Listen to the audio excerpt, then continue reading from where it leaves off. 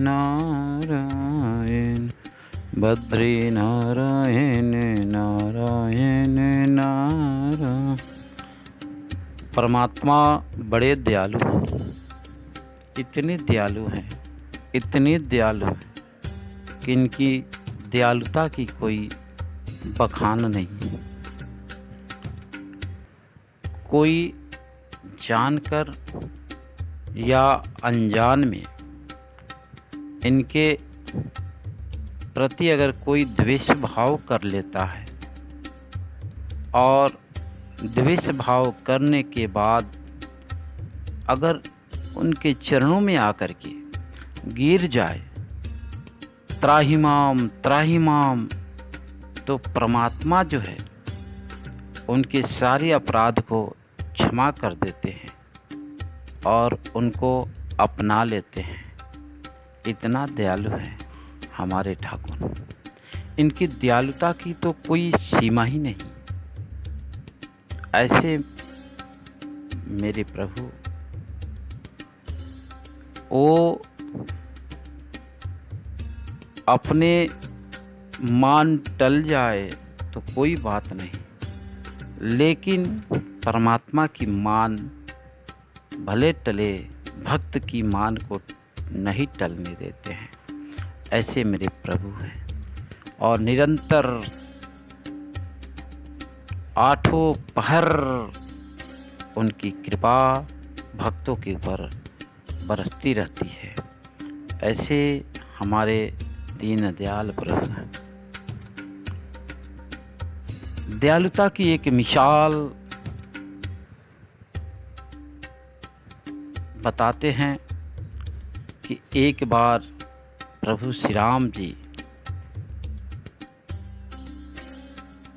बैठे हुए थे माता जानकी के पास में और फूल को तोड़ करके गजला बना करके जानकी के केशों को निखार कर एक बार चुनी कुसुम सुहाए, निज कर भूषण राम बनाए। सीत ही पहिरा ये प्रभु सादर, बैठे फटीक सी ला पर सुंदर। एक बार प्रभु श्री राम माता जानकी के पास में बैठ करके कहते हैं, चुनी कुसुम सुहाए, जो सुंदर फूल पुष्प जो अच्छे लगते हैं, उस पुष्प को ले करके हमारे प्रभु श्री राम जी माता जानकी के केशों को सवार रही। निज कर भूषण राम बनाए, अपने हाथों से माता जानकी की केशों को सजा रहे हैं। सीत ही पहिराए प्रभु सादर,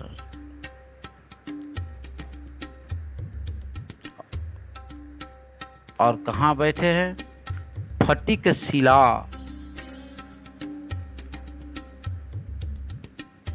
और आज प्रभु श्री राम जी माता जानकी कितने सुंदर लग रही है, जिसकी कोई बखान नहीं है। इतना सुंदर है, इतना सुंदर। करोड़ों कोटि कामदेव उस सुंदरता को देख करके लजा जाते हैं। देखो, किसी को बढ़ोतरी अच्छा नहीं लगता है। जब कोई व्यक्ति खुशहाल होता है तो आपके पास पड़ोस के लोग जो बड़े दुखी होते हैं और मन में विचार करते कि इसको कैसे बढ़ रहा है, और आपको बढ़ते हुए देख करके आपके पड़ोस वाले, आपके अगल बगल वाले शव जो है जलने लगते हैं, तो कहते हैं देवताओं के जो हैं प्रधान इंद्र है, सभी देवताओं के प्रधान जो है इंद्र है, और इंद्र का एक बेटा है जिसका नाम है जयंत। अब जयंत ने भगवान प्रभु श्री राम जी के माता जानकी को संवारते हुए देख करके मन में बड़ा उद्दृष्टि भाव प्रकट हुआ,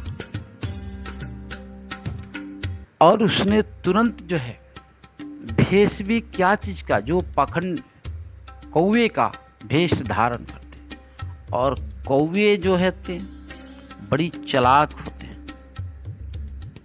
कौवा जो होते हैं ना बहुत चालाक होते हैं, कौवा को जल्दी कोई पकड़ नहीं सकता,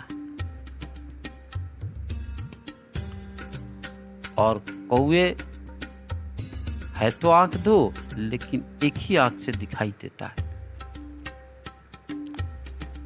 तो जो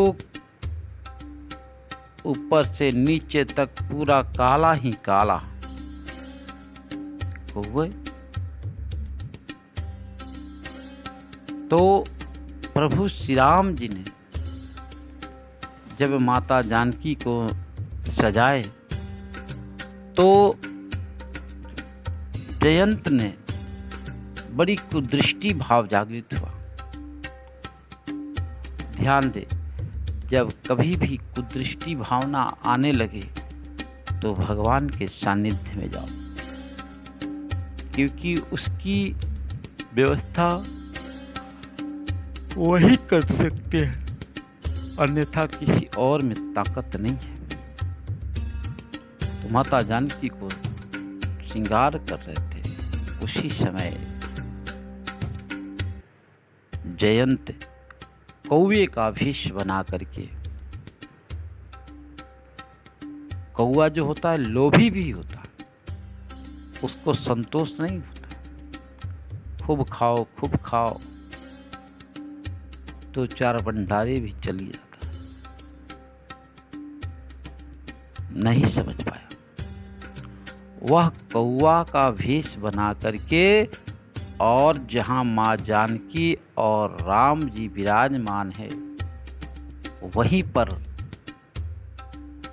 पधारा, और माँ जानकी प्रभु श्री राम के गोद में सर रख करके विराजमान थी। तो कहते हैं सुरपति सूत धरी वायस भेषा, शादर सठ चाहत सुरपति बल देखा।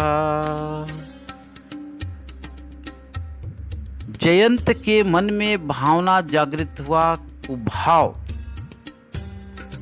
और उसने भगवान की परीक्षा लेना चाहा। सठ चाहत रघुपति बल देखा।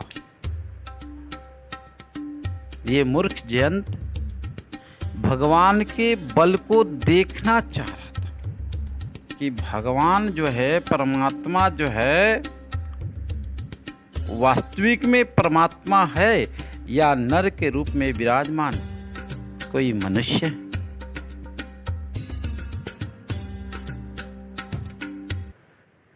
सठ चाहत रघुपति बल देखा।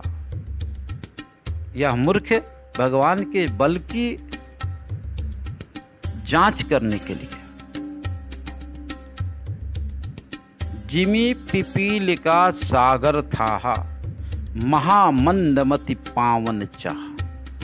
जिस प्रकार चींटी सागर को थाह लगाने के लिए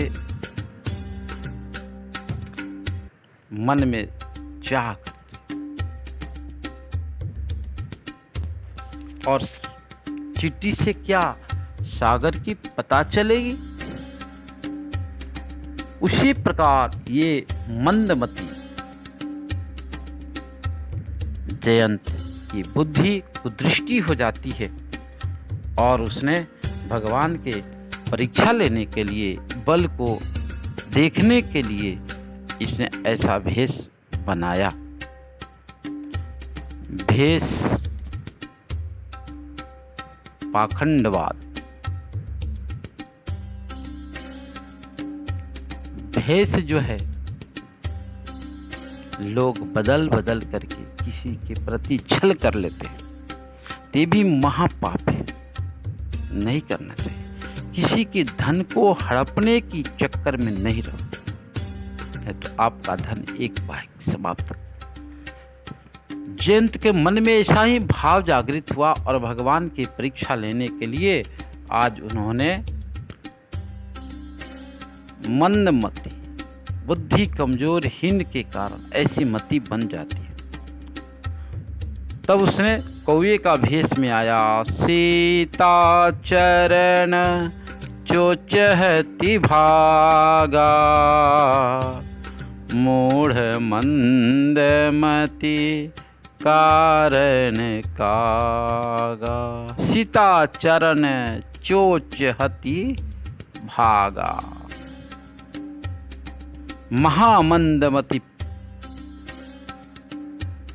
और देखो यहाँ तो गोस्वामी तुलसीदास जी पहले शब्दों में कहते हैं कि महामंदमति पावन चाह। ध्यान दे, मंदमति, इतनी कमजोर बुद्धि और वैसा व्यक्ति कौवे का रूप धारण करके महामंदमति पावन चाह, भगवान की बल की था चाह। और यहाँ कहते मूढ़ मंदमति कारण कागा। ये मूढ़, अज्ञानी, बुद्धिहीन एक कारण, एक काग जो है रूप धार करके जयंत ने भगवान के शक्ति को टटोलना। जब सागर में जब तूफान आती है तो देखने में बनता है। उसी प्रकार मेरे प्रभु गंभीर है, धीर है, गंभीर है। इसलिए कहा गया धीर बनो, गंभीर बनो और खूब सोचो, तब उसको जीवन में उतारो। सीता चरण चोचहति भागा, मूढ़ मंदमति कारण कागा। कौआ मंदमती भगव माता जानकी के चरणों में जाकर के चोंच मारता है। सीता चरण चोचहति भागा, और चोंच मार के ठहरा नहीं, भागा। चला रुधिर रघुनायक जाना, चला रुधिर रघुनायक जाना, शीक धनु से सायक संघाना।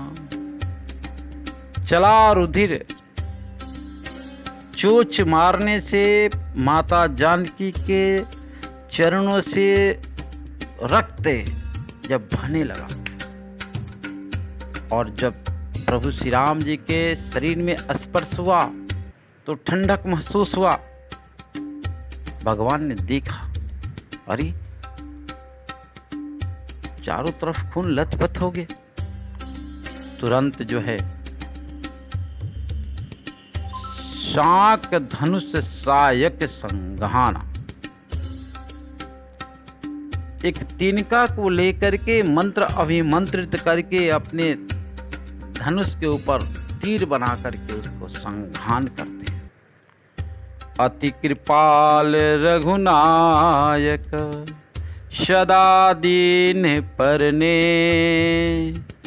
तासन आई किन्ह छलो मूरख अवगुण गे हो रामा, मूरख अवगुण गे। अति कृपाल रघुनायक सदा दीन परने। धन्य हो प्रभु, इतने मेरे दयालु प्रभु हैं, इतने करुणामयी और इतने कृपामयी है कि जो इनके सानिध्य में अगर कोई एक बार आ जाए तो कहते सदा दीन परने। अपने भक्त जनों पर सदा नेह रखने वाले, सदा कृपा करने वाले, सदा दया की भाव और अपना मान करके स्वीकार कर लेते। कितनी पापी हो फिर भी, लेकिन यह मूढ़ मंदमती नहीं समझा और आकर के भगवान के प्रति छल किया, अपने अवगुणता को दिखा दिया कि मैं काग हूं, मेरी यहीं तक सीमित है। भगवान ने उस जयंत की जब बाण छोड़ते हैं, सिक्क के बाण, तो कहते हैं प्रेरित मंत्र ब्रह्म सर धावा, चला भाजी भा यस भय पावा।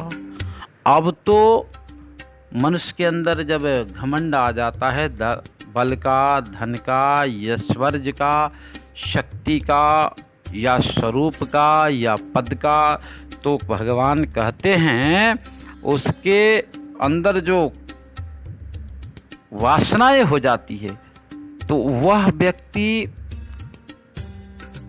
भले शरीर से बलिष्ठ हो लेकिन अंदर से बड़ा खोखला होता है।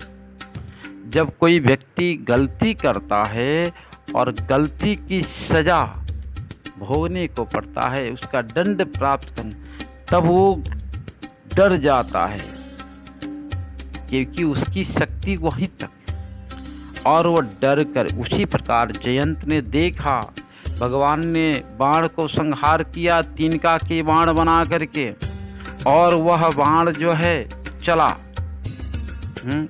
भाजी बायश भय पावा। वह जयंत कौवे का भेष में जो है वह भागना प्रारंभ करता है। अब तो डर, तो भागते भागते सबसे पहले देखो, राम से विमुख कोई हो जाए, मेरे प्रभु से अगर कोई विमुख हो जाए तो कहाँ जाके रहेगा, क्योंकि शरण तो प्रभु के चरणों में ही है, शांति तो प्रभु के चरणों में ही है, अन्यथा शांति कहीं मिलने वाला नहीं है। तो मेरे प्रभु ने, मेरे भगवान ने जब बाण को संघान करते हैं तो वह बाण जो चला, तो बाण जब चला तो वायस यानी वह कौवा भागने लगा, यानी जयंत जो है भागना प्रारंभ किया। धरि निज रूप गयहूँ पीतु पाही, राम विमुख खाते ही नाही। धरि निज रूप, पिता के समक्ष जब पहुंचा जयंत ने तो अपने रूप में आ गया, कौवे के भेष में नहीं गया। अगर कौवे के भेष में चला भी जाता, किसी संत ने कहते हैं वह अपने रूप में आया, पिता के समक्ष अपने रूप में आया। धरि निज रूप गयो पितु पाही,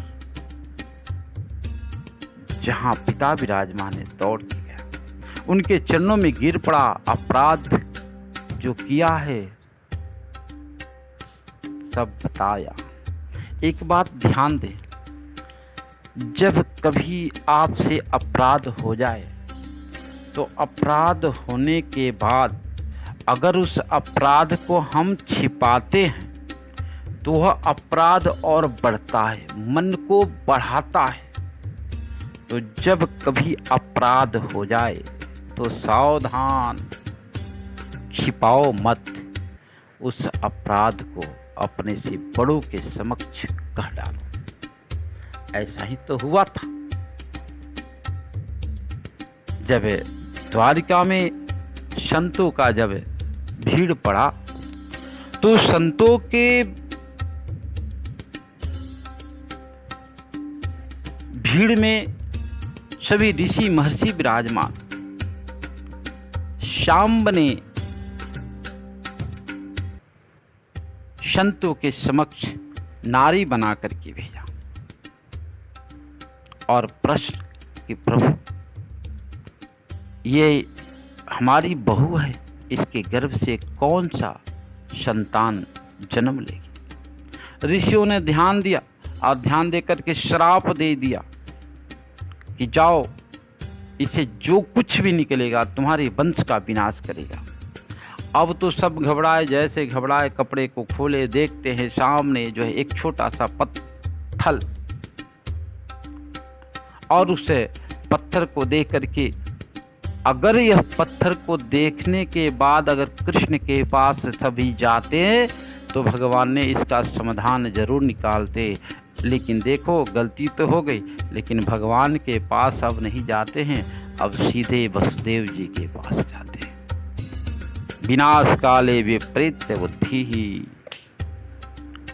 अगर प्रभु के पास आए होते तो भगवान कोई न कोई उपाय जरूर निकालते, लेकिन ये पहुंचे कहां?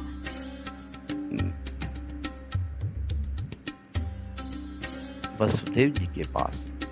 और वसुदेव जी ने होनी कौन टाल सकता है? बुद्धि बन गई, समुद्र में ले जाकर के रगड़ रगड़ के फेंके, सबने इरका घास बने, और जो शेष बचा वहीं एक बाण के ऊपर स्थापित किया गया, और वहीं बाण प्रभु कन्हैया के चरणों में आकर के बेधता है। तो कहते हैं कि गलती हो जाए तो घबराए नहीं, अपने से बड़ों जनों के सानिध्य में जाए, हाथ जोड़े और प्रार्थना करे, हमसे बड़ा अपराध हो गया है, कोई न कोई जरूर आपका समाधान निकल जाएगा। अपराधी वह नहीं है जो अपराध करके बड़ों के समक्ष आता है। अपराधी तो सबसे बड़ा वह है जो अपराधी सानिध्य में आने के बाद उसको शुद्ध नहीं किया, उद्धार नहीं किया, तो सबसे बड़ा अपराधी है। अगर कोई गलती कर लिया, क्षमा याचना कर रहा है तो क्षमा कर दो, क्योंकि क्षमा की शक्ति बहुत बड़ी होती है। भगवान ने भी ऐसा ही किया, लेकिन उसने स्वीकार नहीं किया और वह बुद्धि विकृत हो गया। कहते हैं अपराध हो जाए तो अपराध करने वाले से ज्यादा देखने वाले और मौन रहने वाले को भी दंड लगता है। इसलिए अपराधी को समझाओ, बुझाओ, नहीं समझता है तो फिर आपका दोष समाप्त।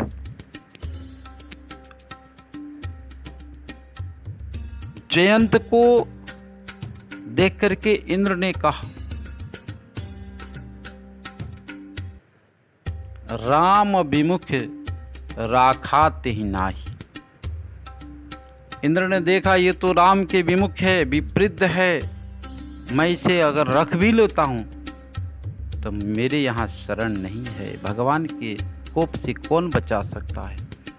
और इंद्र डर गया और अपने पुत्र को भी उसने नहीं रखा, क्योंकि जानता है कि राम के विमुख अगर कोई जीव है तो वह किसी का प्यारा नहीं हो सकता है, किसी का दुलारा नहीं हो सकता है। इसलिए राम विमुख राखाते ही नाही। अब तो जयंत को बड़ा समस्या सामने आ गया। जिस पिता ने पाल पोस के बड़ा किया, मुझे वो ठुकरा दिए राम के विमुख होते ही। उसने क्या करे और व्याकुल हो जाता। जब कोई व्यक्ति कहीं शरण नहीं मिलता है तो वह व्याकुल हो जाता है, और व्याकुल होकर के किसी के सानिध्य, कोई अर्थ व्यक्ति हो, अगर कहीं शरण न मिला, मुझे कहीं शरण मिल जाता है तो उसे बड़ा लगता है, आह सबसे बड़ा सुख यही है। लेकिन उसे तो ये भी पता नहीं कि मैं कहाँ जाऊं, किसके शरण में जाऊं। ब्रह्मवा ब्रह्म धाम शिवपुर सब लोका। देखो कहते हैं कि वह सब जगह घूम के चला आया, लेकिन कहीं शरण नहीं मिला। इसीलिए कहा कि राम के विमुख, प्रभु के विमुख, नारायण के विमुख अगर कोई है तो उसे कोई शरण नहीं दे सकता है।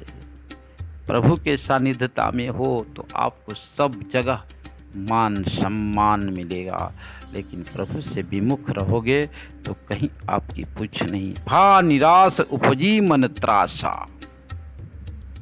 अब तो पिता ने ठुकरा दिया और मन में त्रास जगा।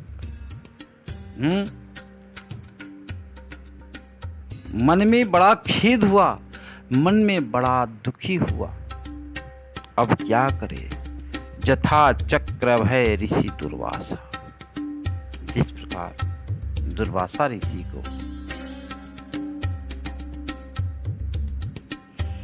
समस्या जब सामने आई तो प्रभु ने उद्धार किया।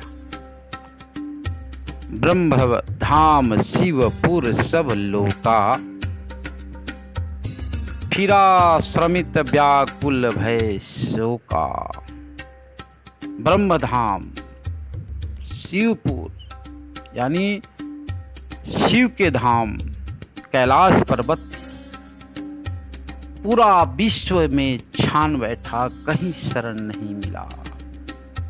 कहीं जब शरण नहीं मिला तो कहते हैं फिरा श्रमित व्याकुल भय शोका। फिरा श्रमित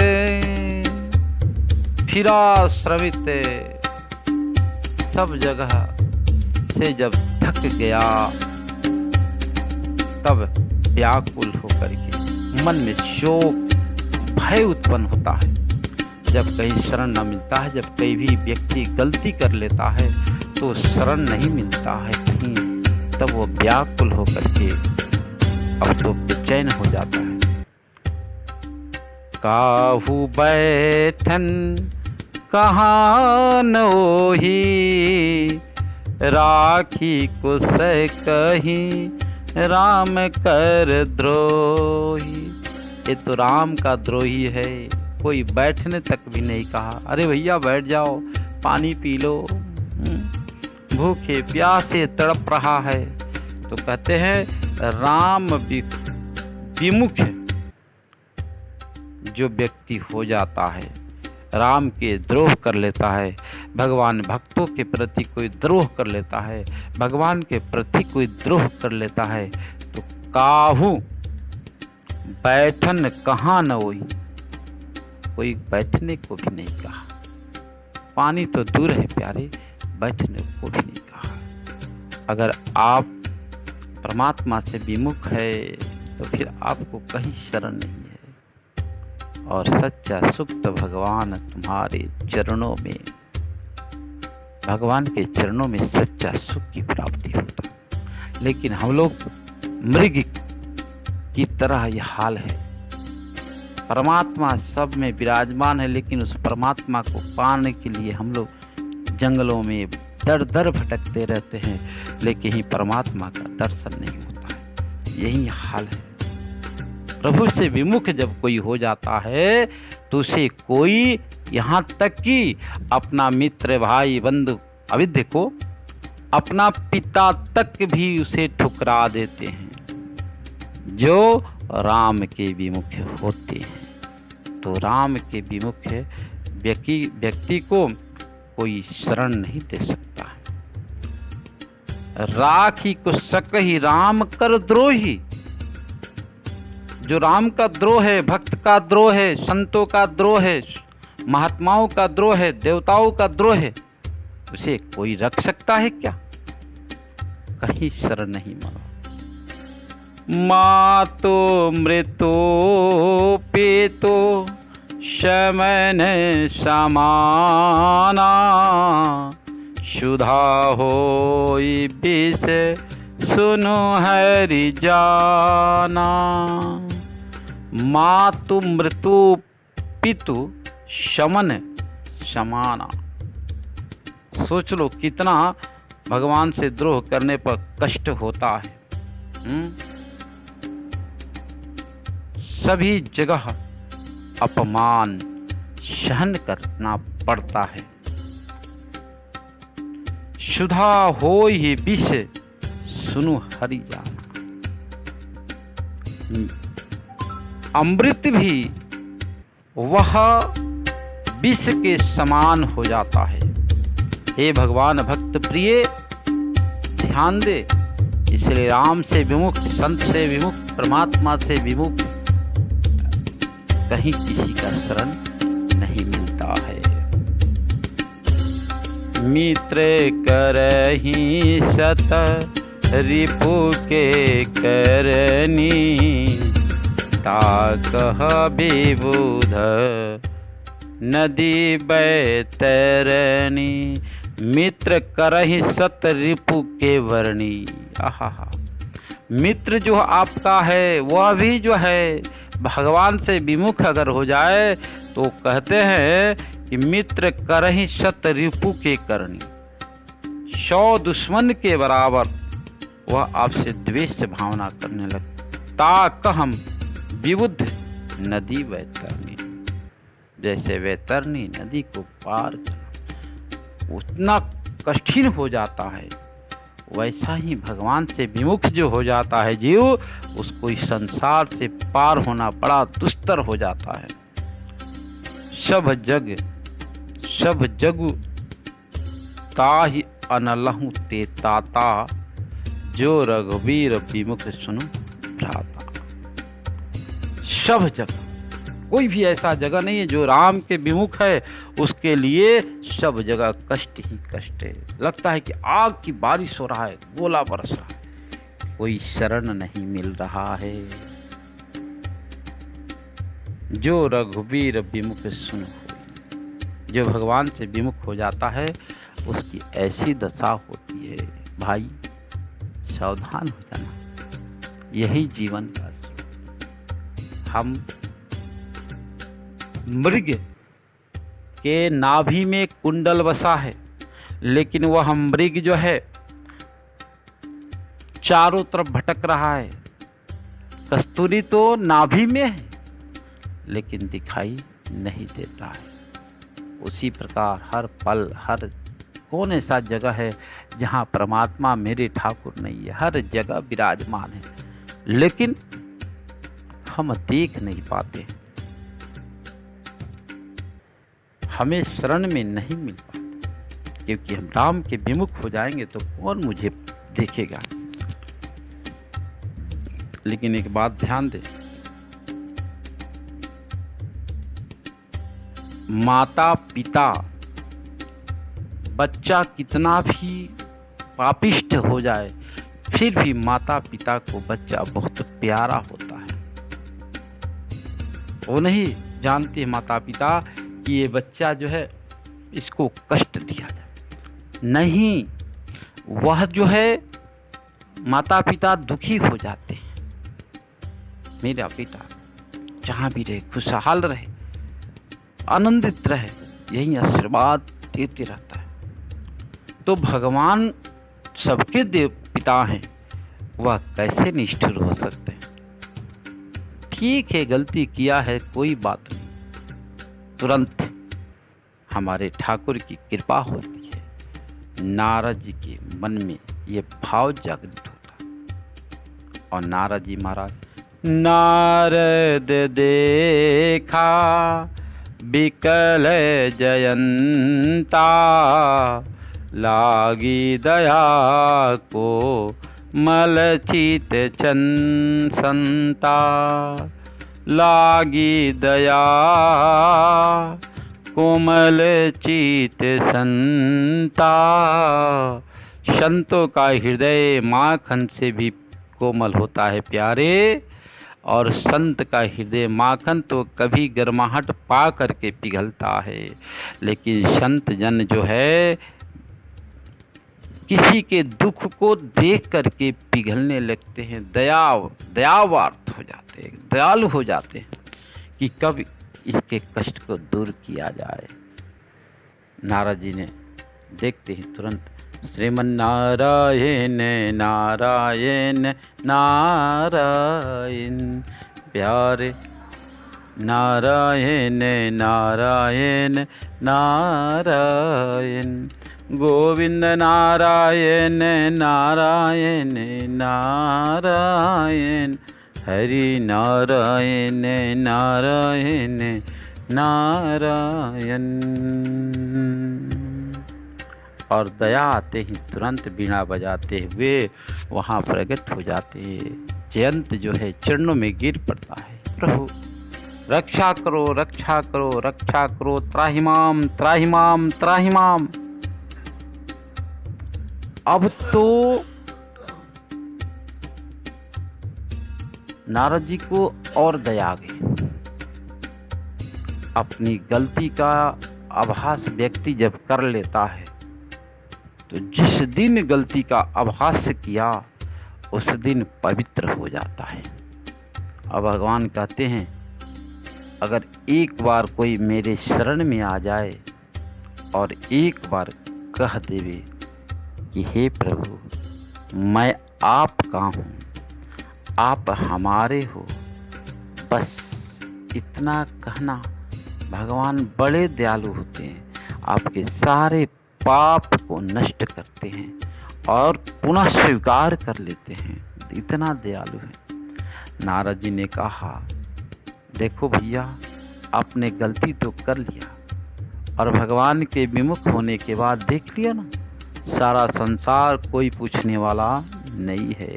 अब भी क्या, जाओ प्रभु के सानिध्य में ही तुम्हारी अर्जी लगेगी, अन्यथा कहीं अर्जी लगने वाली नहीं है।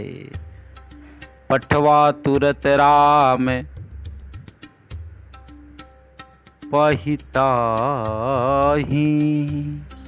कहे सी पुकारी प्रंत हित पाही। आतुर सभय गहे सी पद जाई, त्राहि त्राहि दयालु रघुराई, त्राहि त्राहि दयालु रघुराई। हे प्रभु त्राहिमाम त्राहिमाम त्राहिमाम, रक्षा करो प्रभु रक्षा करो। पापी हूँ फिर भी आपके सानिध्य हूँ, आपके शरणागत हूँ, जैसा उचित हो आप मुझे दंड दो। हे प्रभु रक्षा करो रक्षा करो। जयंत ने प्रभु के सानिध्य में आकर के साष्टांग दंडवत किया, कौवे के भेष में ही आकर के प्रभु के चरणों में गिर पड़ा। अब तो भगवान बड़े दयालु है ना, बड़े कृपालु है ना, इनकी दयालुता को कौन बखान कर सकता है। प्रभु ने वो सीख से गलती किया है तो गलती का तो दंड होता है, लेकिन ऐसा नहीं कि वह जीव उधार ही न हो। दंड दिए, दंड देना भी उचित होता है, नहीं तो वेद के खिलाफ, मर्यादा के खिलाफ होने पर दोषी करार होता है। इसलिए भगवान के सानिध्य में जाने के बाद भगवान ने उसके अपराध को क्षमा तो कर दिए, लेकिन दंड थोड़ा सा, बिना दंड के कर्म के फल भोगे फिर जीव का उद्धार नहीं होता है। दंड तो थोड़ा सा पाना ही पड़ता है। और उसने भगवान प्रभु श्री राम जी ने वह सिख धनुष उसकी एक आंख फोड़ देते हैं। यही दंड है। संतों के प्रति अगर अपराध करते हो तो उसकी सबसे बड़ी सजा है ये दंड एक आंख की। अगर कोई दान करता है, दान करने के समय अगर आप रोकते हो, धर्म करने के समय अगर आप रोकते हो, तो उसका दंड यही होता है, एक आंख का काना होना पड़ता है। भगवान प्रभु ने उसे जयंत की अपराध को क्षमा कर दिए। अतुलित बल अतुलित प्रभुताई, मैं मति मंद जान। वह जयंत जो है घबराया, प्रभु के सानिध्य में जाके चरणों में गिर पड़ा। आतुर सभे गहे सी पद जाई। जैसे कोई आर्त व्यक्ति होता है ना, और उसे जैसे किसी वस्तु का सहारा मिल जाता है तो बड़ा खुश होता है। वह प्रभु के चरणों में गिर पड़ा। त्राहि त्राहि दयाल रघुराई। हे प्रभु, आप हमारे अपराध को क्षमा करो। आप दयालु हैं, आप करुणावत्सल हैं, आप सागर की तरह गंभीर महापुरुष हैं। प्रभु, अपराध को क्षमा करे, क्षमा करे, क्षमा करे। मैं पापी हूं, सानिध्य में आया।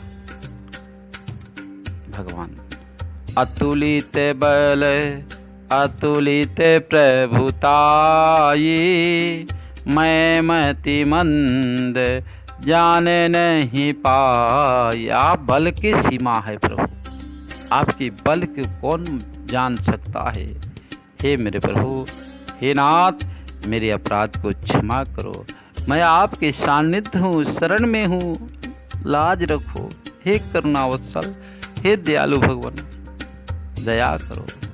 निज कृत कर्म जनित फल पावो, अब प्रभु पाही शरण तय किया।